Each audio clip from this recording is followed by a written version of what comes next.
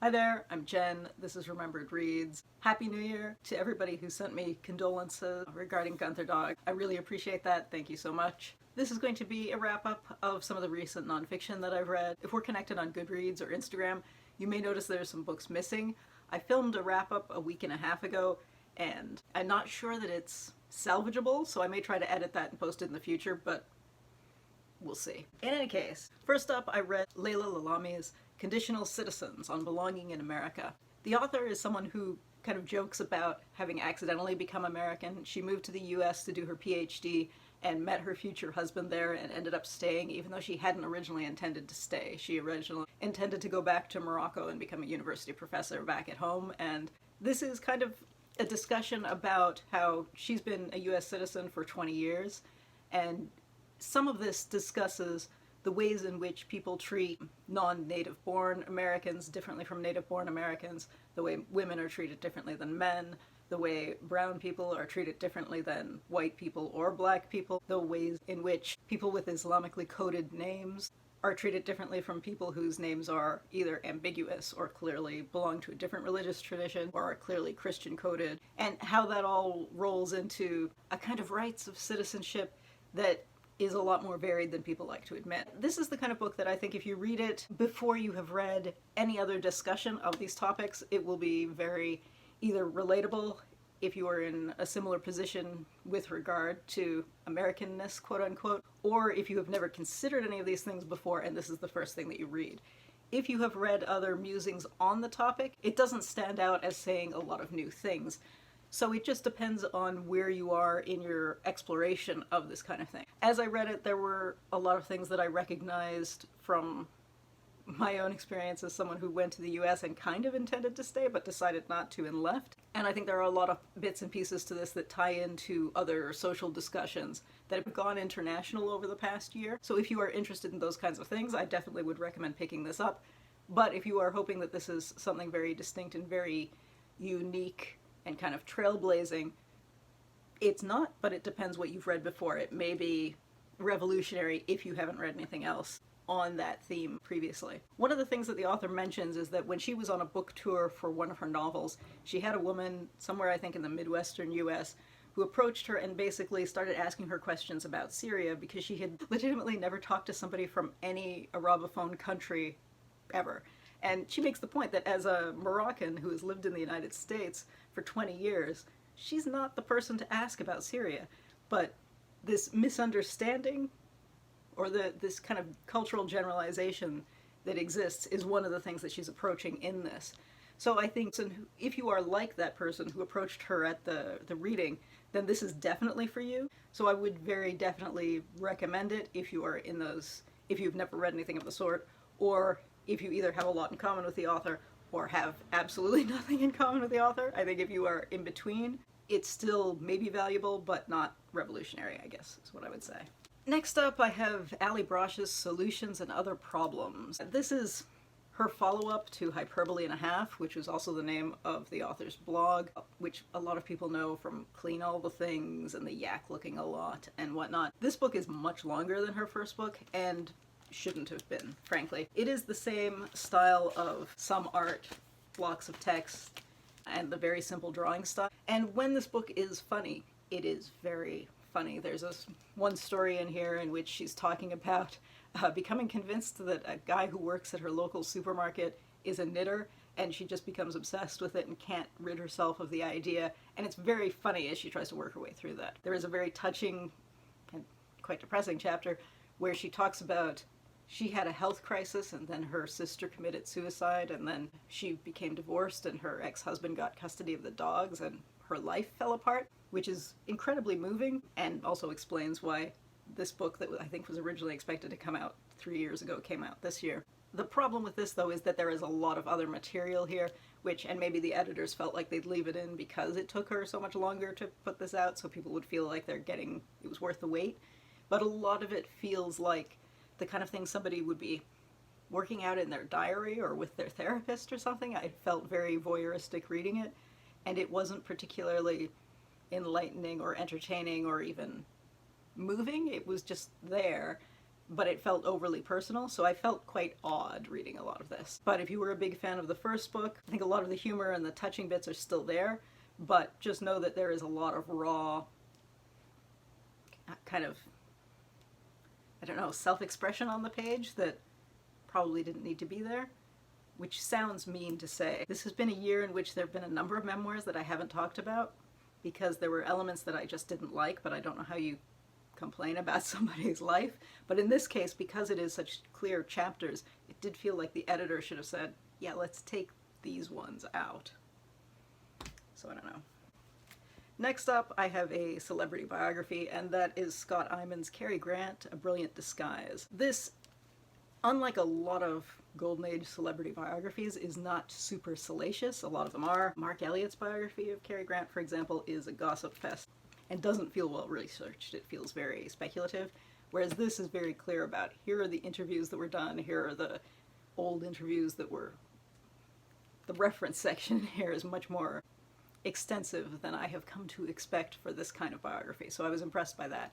Now, I do think that that means this will be a little more dry for the people who like the juicy gossip style of celebrity biography, but I still thought it was interesting. This goes from Cary Grant's life as from his working class childhood in Bristol when his name was still Archibald Leach to his becoming American and becoming a Hollywood star and changing his name and his personality. This also goes a bit into the films, although it is not strictly focused on the culture and business of cinema, but it kind of goes through that. And so I thought it was an interesting combination of the biography and then the look at film. I do think that if you are purely into this as a kind of adoring fan, it might not be 100% for you, because this does have almost equal numbers of interviews of people who were very positive about their interactions with him and very negative.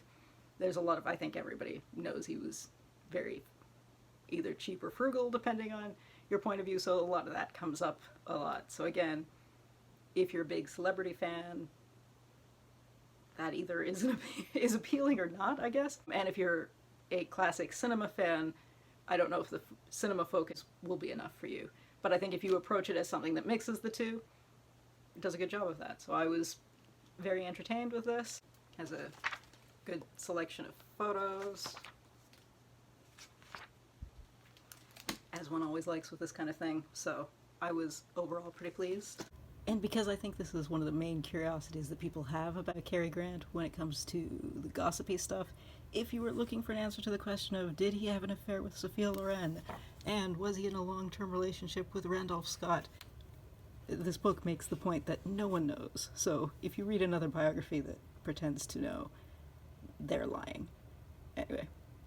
I also read a piece of graphic journalism, or almost a graphic textbook, and that is Don Brown's Drowned City, Hurricane Katrina in New Orleans. This is a really beautiful watercolor illustrated piece of graphic nonfiction, and the author does a really fantastic job of presenting all of this, and it is clearly written for a kind of older middle grade, younger young adult audience who wouldn't be old enough to remember what happened during Hurricane Katrina, and it is incredibly moving and also incredibly interesting in terms of sharing information. So I think as an educational piece it works, but as a human piece it also works. So I thought this was really spectacular, and it was also under 100 pages. So to do what this book did and to do it so successfully in so few pages is really impressive. I'll insert some of the art here. Yeah, I was just blown away by it. If you follow me on Goodreads, this is one that I originally gave 4 stars to, and then the more I thought about it, the more I thought, no, this is actually incredibly well done, especially for a piece that's made for a younger audience. So yeah, I upped it to 5 stars. It's really, really well done.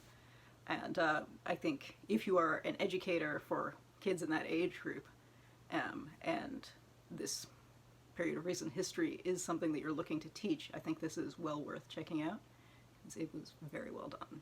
On the flip side, I also read a piece of graphic journalism that was not very good and that was around the same length, although I think I might have been more kind to it if I hadn't read it immediately after Drowned City. And that was Life Under Occupation by José Pablo García. I don't recall the translator's name, but I'll include it in the notes below. This is a book that the author was commissioned to create by a Spanish charitable organization that was going to Palestine to do work on water cleanliness and water accessibility. From the perspective of seeing how that kind of thing works from foreign charitable organizations going in and how kind of the logistics of that works, this was very interesting, but I felt like the author was far too committed to sharing those elements, the practice of how he was hired on this project, how they got to Israel, how they went through different checkpoints, and far less on the actual, one, water issue, and two, the Palestinian people that are there. Now, this is a very short book, as with the last one, it was right around 100 pages, but I thought that for that percentage, and for the fact that he was apparently commissioned to talk about the water issue, far too little of this was about the water issue. I also think the translation was not necessarily done as well as it should have been. He was going into there not speaking Arabic or Hebrew and not having great English either. And one of the things that we see a few times is before the checkpoints he practices his answers because he's going to be asked them in English. But because this is an English translation, that comes out strangely, and I think there are ways to portray that in translation that would be better than how this was done, unfortunately. So this was kind of interesting in that I wouldn't have known how a foreign charity would go into a situation like that, and now I have more of an idea of it. But in terms of actually bringing attention to the water issue, I didn't think this was very successful at all. So that was a shame. Next up, I read a collection of letters between Mozart and his father. This is part of the Penguin Little Black Classics library, so it is not a huge collection. It is exclusively letters that they wrote back and forth in 1777 and 1778. So this covers up until the point that Mozart has to tell his father that his mother has passed away, and then his father comments on that. It is kind of fascinating in that some of it is essentially celebrity gossip of the time. Mozart writes to his father and says Haydn was drunk at this particular soiree. And some of it is just funny, parents will be parents always, because Mozart's father is telling him, don't spend too much money. Are you making enough money? Don't hang around with Lutherans. They'll be a bad influence. That's all funny stuff. And then we get the very sad and touching moment with the mother dying at the end. That's not a spoiler. This is history. If you're a dedicated fan of Mozart's music, or you're fascinated by 18th century letters, I think this is worth picking up. It's super short, so it's not like it's long to read. I was entertained by it in a way that I didn't expect to. So yeah, who translated this, by the way? Translated by Stewart Spencer. There we go. In any case, that is the nonfiction that I have picked up lately. If you've read any of these, I'd love to hear what you thought, and that's it for now. Ciao.